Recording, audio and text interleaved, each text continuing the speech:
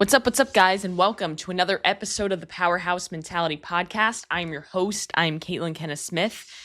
Now, let me paint a picture for you guys. You're showing up, you're lifting weights, you're putting in the work, you're going to the gym consistently, you're feeling good, it's February, and you're sticking to your goals. So why the hell aren't you seeing muscle growth?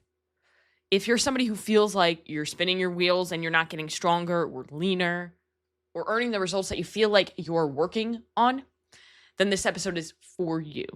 So I'm going to break down exactly what's holding you back and how we can fix that, because it's something that I've seen so often.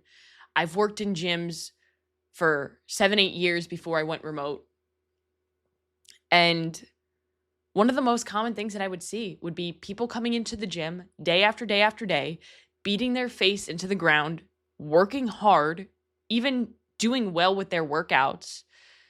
And they were so frustrated because they weren't seeing results. They came in every day, they put in the work, they thought they were doing everything right, but month over month, they looked exactly the same.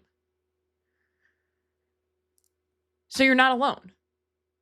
And it's something, again, that I've seen so often, not just as somebody who was in the gym, but also something I experienced on myself. And things that I've seen clients come to me for, where they're like, I've always done this, that, or whatever when it comes to their workouts or when it comes to their nutrition. And they think that they're doing everything right, but there's something off that's not allowing them to earn the results that they're working towards. So I don't want you to do that. I don't want you to work hard and not see the results that you believe that you have earned. If you're working hard for something, then you should see results. And usually it comes down to a couple different things. And today I'm going to talk about 5 different mistakes that I see people make and how to fix it. So if you're somebody who's listening to this and you're like, shit, that's me, you now have some information that you can apply and take action on so that you can fix it immediately and start earning the results that you deserve. So the number one mistake, and these are in no particular order, these are just kind of how I thought about them. Number one has to do with nutrition, and it's something that is so common, especially for females and for males, but you're not eating enough, straight up.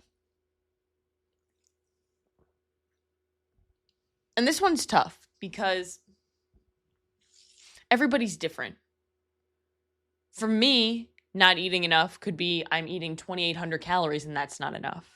For somebody else, they're eating 2,800 calories and they're gaining a ton of weight.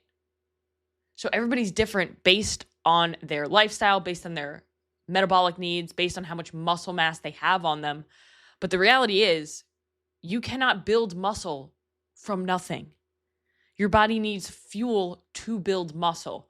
So if you're going to the gym and you're working out day after day and you're lifting heavy and you're doing everything right when it comes to your workouts, but you're not building muscle, it probably has to do with your nutrition, and it probably has something to do with the fact that you're not eating enough. And I see this as total calories, but also super common. People just grossly undereat protein. And this happens for a couple of different reasons. One, if you're not focused on eating protein, it's very difficult to eat enough protein.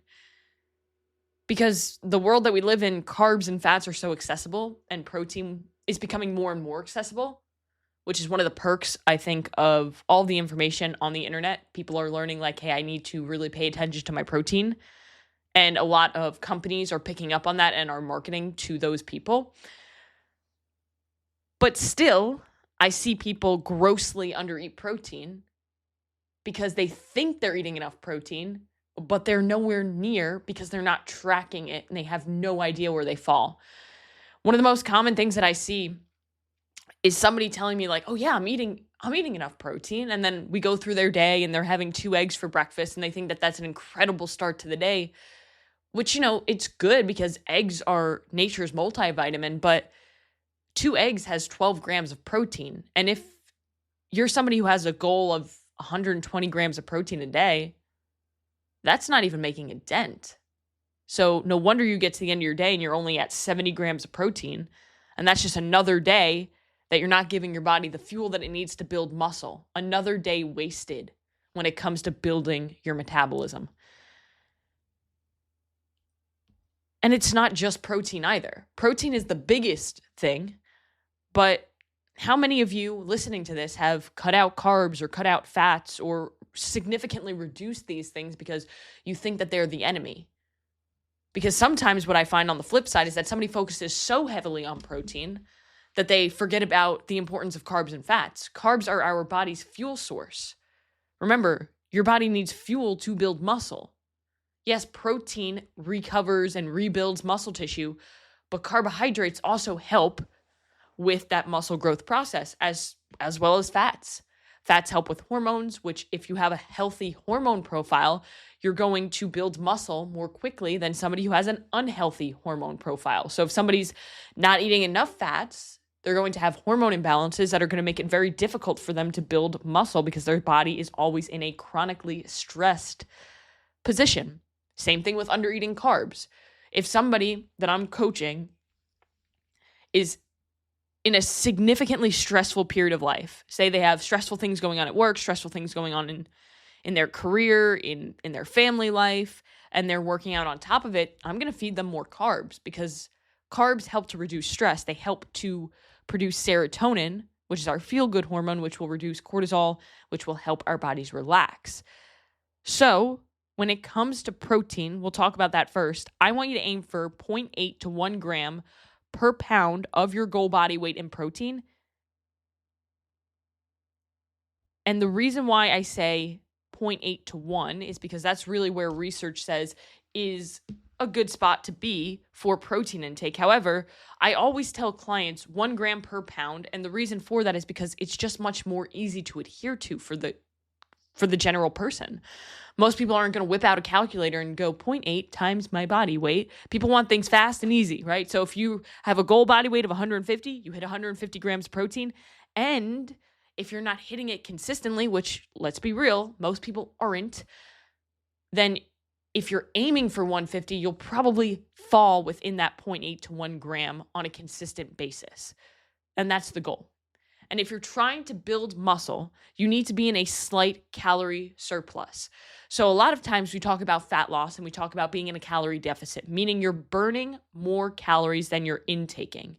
In order to build muscle, you want to be in a calorie surplus or at least maintenance. And I like to do a slight calorie surplus so that way we're not putting on excessive body fat, but we're kind of in this Goldilocks zone where we're building enough muscle and improving our metabolism.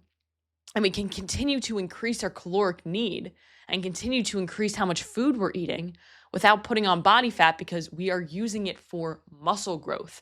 And if you're training hard and you're doing good programming and you're lifting weights and not doing excessive bouts of cardio, then you will build up your metabolism, burn more calories at rest, build muscle, burn body fat while eating more food. But for so many years, we've been taught eat as little as possible, move as much as possible.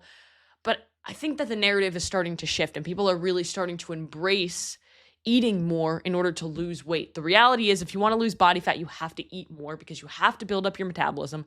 You have to build muscle because muscle is the secret to fat loss. So if you're not eating enough to fuel your body to build muscle, then you will not earn the results that you want. You'll be skinny fat. You'll continue to get stuck. You'll continue to feel like this isn't working. You'll get frustrated and you'll quit. And that's not what this is about. We want you to sustain your results. So number 2 goes into your programming, goes into your intent while you're at the gym. So mistake number 2 is you're lifting weights, which is key to building muscle, but you're not training with enough intensity or intent. I like to say that the difference between good and great is intention. So if you have 2 people who are going to the gym and they're very similar, maybe they're twins, just for this example's sake, and they're doing the exact same workout program, they're eating the exact amount of calories that they need to build muscle. However, one person is training hard with intent, with intensity behind each set, each rep. And the other person is just kind of going in there and going through the motions just to kind of check off the box. The person who's training with enough intent and intensity will earn better results. 100% of the time. This is something that I would also see at the gym a lot, is I would see people doing more fitness on their thumbs through scrolling on social media than they would actually do fitness. And then, they'd do their little set of 10 on the machine and they look like they're barely putting effort into it. And then they'd take a break, sit on the machine, scroll through their phone for a couple minutes, go right back to another set of 10. They do that every day. There were some people in the gym who I would literally be able to be like, I know exactly where they're going to be. I know exactly how much weight they're going to use. I know exactly what rep range they're doing every single day. You need to push yourself if you want to see results. And this should be pretty straightforward. If it doesn't challenge you, it doesn't change you. So if you're just going into the gym and you're going through the motions, that's not going to cut it. You need to progressively overload. So progressive overload is applying more stress week over week. And the way that we do that is more weight, more reps, more sets, less rest, different tempo, more intensity, different movements. It's really, if you want to think about it, we're getting better every week in a different way. So obviously you're not going to always be able to add weight to the bar. For example, if you started off with a bench press and you just started off at a 45-pound bar and you wanted to add 5 pounds every single week, eventually you would not be able to add 5 pounds. So then we could add reps, we could add sets, we could change the rep range to a lower rep range so we're doing more weight. It's just changing variables. And these are different variables that we use in programming. Weight, reps, sets, intensity, time, tempo, rest, all of these things that you can utilize to change and to create progressive overload. The way that I want you to think about your training is I want you to train 1 to 2 reps shy of failure on your key lifts and increase your weight when possible and track your progress. Don't just go into the gym and just load up whatever weight feels good today. Make sure you're tracking your progress. Make sure you're moving forward, whether that's in the notes on your phone, whether you use an app, whether you use a pen and paper. Track your workouts. Make sure that you're getting better week over week so you can even know if your program is working. Because if you're doing a program and you're not getting stronger, then that's a key signal that, hey, something's off. I'm not putting on muscle. Because if you're putting on muscle, then you're getting stronger. So that way you can try and manipulate things and change things up if needed. I want you to think about it like this. Every set, those last 2 reps should be tough. Those last 2 reps should not look the same as those, or they could look the same form-wise because you shouldn't allow your form to break down. I think that's where people mess this up, is they think, oh, the last 2-3 reps should look disgusting. No, because we don't want to hurt you and we don't want to start to compensate and use the muscles that we're not trying to target. We want form to be tight, but we want intent and intensity to be there. So if your first 2 reps are just as easy as your last 2 reps, that's a problem. The form should be tight. If you're compensating your form, that's another variable that we can improve or we can fix over time. That's a form of progressive overload, is if our form is getting better. Because if you are using your biceps every time you do a lat pull down and you're not using your back at all, you're going to use your biceps in a lat pull down. But if you're primarily using your biceps and you don't feel it at all in your back because you're using too much load, that's a problem. Lower the weight, drop your ego, and actually focus on the mind-muscle connection. That's how we earn results.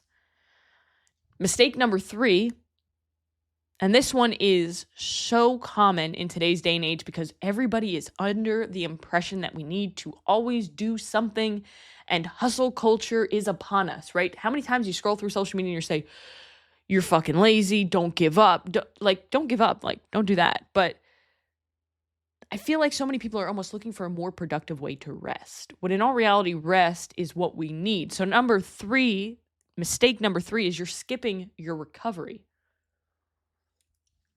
Here's how we build muscle. During our workouts, we break down muscle tissue. We create micro trauma tears in our muscle. We deplete the body of glycogen. If we just worked out and expected to see results, then we would always be broken down. When you're not at the gym, when you're sleeping, when you're focusing on your nutrition and feeding your body all the good foods that you need, that is when that muscle rebuilds, repairs, and comes back stronger. That is where you build muscle. Muscle doesn't grow in the gym. Muscle grows during rest and recovery.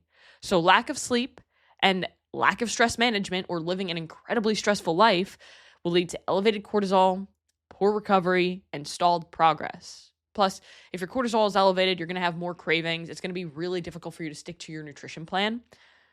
But even if you have elite level discipline and you can forego those cravings, you're just not going to feel good. And how great of a workout are you having if you're not recovering properly? Think about how much more intensity you could apply, how much more intent you could apply to your training if you were getting enough sleep, if you were prioritizing rest days, if you were managing your stress. So here's how we fix it. Get 7 to 9 hours of sleep each night. Now, I understand that some people out there, you have kids, you have a crazy job, you can't do that. So if that's your case and you're being honest with yourself, not just saying like, oh, I can't do that, but in all reality, you just need to put your fucking phone down, then focus on quality of the hours that you're getting. So I have a couple clients who they work night shifts or they work night shifts and they have kids, so they can't necessarily be in bed for 7 to 9 hours. So if they can be in bed for 5 to 6 hours, we are making sure that we are doing an appropriate wind down routine. We're putting the phone down. We're turning off the lights. We're getting into a cool, dark environment. So that way we are setting them up for the best sleep possible, because with sleep, quality is more important than quantity. However, if you're in bed longer, then you're going to have more time to actually get good quality sleep. So I don't want people to think like, oh, quality is the only thing that matters, because it's not. But everybody's different here. So really listen to your body and know where you feel the best. But prioritize rest days. Man, oh man.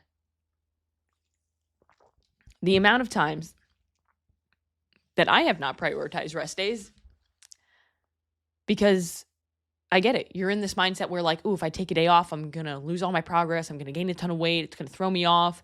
And then you start going down this rabbit hole. But here's the truth. And I've learned this the hard way many times. And as of recent, coming off of a mild case of rhabdo because I didn't prioritize my rest days. If you do not prioritize your rest days now, your body will force you to rest. And when it forces you to rest, it's not going to feel good. It's going to usually be painful, not just physically, but mentally. And it's going to probably hold you back longer than if you were to just take a damn rest day. So the way that I like to look at rest days is I like to utilize those rest days to keep me busy in other things. So use that rest day as a day where it's like, okay, cool, I'm going to run a bunch of errands. I'm going to get all my grocery shopping done. I'm going to get a ton of work done. I'm going to clean the house. Like, stay active. Don't sit on your ass all day, because that just doesn't feel good, especially for people who are always go, go, go. But find a way to distract yourself. Find a way to be productive in a different way and utilize the amount of time that you have now that you would usually be training. That way, when you come back from your rest day, you will feel stronger, you will feel better. And over time, you'll realize that you're seeing better results because your body isn't constantly stressed and inflamed. You also want to manage your stress through low intensity movement, like going on walks, doing mindful activities like journaling, breathing, listening to music, taking Epsom salt baths, whatever you love to do that provides your life with peace. That's what you need to do on a daily basis. Because again, if you don't prioritize these things, your body will eventually force you to prioritize them. And again, it doesn't feel good. Now, mistake number 4. This one is for people who are stuck in the 90s and the early 2000s. You're only doing high reps and light weights. So you do too much fluff work is another way that I like to word it too, because this is another thing. They're not both the same, but they kind of go in the same category. So you need tension, mechanical tension, to grow muscle. This means lifting heavy and keeping high tension on the muscle. If you're lifting weights so fast and so light that you're just doing it to feel the burn, like that, feeling a burn doesn't equate to muscle growth. Sweating does not equate to results. Pain does not equate to results. Intent does. Intensity does. Tension does. So for those of you who are out there doing group exercise classes who are using pretty colorful dumbbells that could barely break a window, then that's a problem. And I'll talk about Group X on another podcast because that's a whole nother conversation. But too much fluff work. What does that mean? Too many people do too much fluff work. Fluff work, bicep curls, tricep extensions. Those things are important, but you need to focus on compound movements first. Squats, deadlifts, overhead press, bench press, rows, and doing them with intent and intensity and doing them at a challenging weight. So if you're somebody who doesn't have a lot of time, if you were to just go in 3 times a week and do a squat, a deadlift, and an overhead press in a row, you would see phenomenal results if you did that even 2 times a week. But I see a lot of people in there who have an arm day. People who have no business having an arm day. If you're somebody who's like in bodybuilding prep and you're working out 6 days a week, having an arm day, whatever, you do you, boo. But most people would benefit from just getting into the gym 3 days a week, doing a high quality, full body lift, and focusing on movement and steps throughout the rest of their week because they're more consistent. A lot of people like to do the popular push-pull legs split, which is great. I love that. I love that split. But most people just can't stay consistent with it unless they're super dedicated to fitness. So they miss a day here and there and they realize, oh, I haven't trained legs in like 3 weeks. Now, if you were doing a 3-day-a-week full body split and you missed a day, then cool, you still got 2 days of full body training, so you weren't missing out on one muscle group. That's just some food for thought. If you're trying to figure out what program works best for you, the number one thing I would look at is, yes, progressive overload is important, what we spoke about earlier, but also making sure that the program is utilizing compound movements like a squat, like a deadlift, like some sort of a press, whether it be a bench press or an overhead press, barbell rows, dumbbell rows, any sort of row. That's the way to do it. And now, mistake number 5, last but not least, you keep changing your workouts too often, or you're always adding more to your programs, or frankly, your programming sucks. So I see so many people program hopping, and then they never get stronger. They never earn results. They never give their body enough time to adapt. So you have to stick with it. You have to stick with a structured plan for 8 to 12 weeks, focusing on progressive overload before you dramatically switch things up. If you're always doing something different, muscle confusion isn't a thing. It is a marketing word that was created by Beachbody to sell more products. Understand that. Muscle confusion isn't real. You can't confuse your fucking muscles. If you want to confuse your muscles, that sounds like a really, really good way to not see results. Remember, we spoke about earlier in the podcast, in order to earn results, you have to apply stress through your training. With stress, your body adapts through recovery, and adaptation is how we earn results. If we do not give our bodies enough time to adapt to a program, then we do not see results. And on the flip side, if you always do the same damn workout every single day, every single week, months and months and months, years and years at a time, it's not working anymore. Everything works, but nothing works forever. And if you're following a program that you trust, that you know is a good program, do not add more to the program. You don't need more, you need better. So focus on being better, more intentional, more intense with what you're doing, rather than always looking for more to add. Now, if you're serious about building muscle but you feel stuck, you can apply all of these things that we spoke about today, and I guarantee you that you're going to make progress. You just have to give it time. Now, if you want a tool that could make things a little bit easier when it comes to dialing in your nutrition, I want you to go down below into the show notes, and you'll see a link to receive a free ingredient prep guide to help you fuel your body for muscle growth. So, if you found value from today's episode, you enjoyed it, you were able to walk away with something applicable to apply to your life, I want you to take a screenshot of this episode, and I want you to tag me at Caitlin Kenna Fitness on your Instagram stories and share which mistake you've made before so we can make the world a better place and we can spread the mission. So go out today and do one thing that's going to take you one step closer to where you want to be.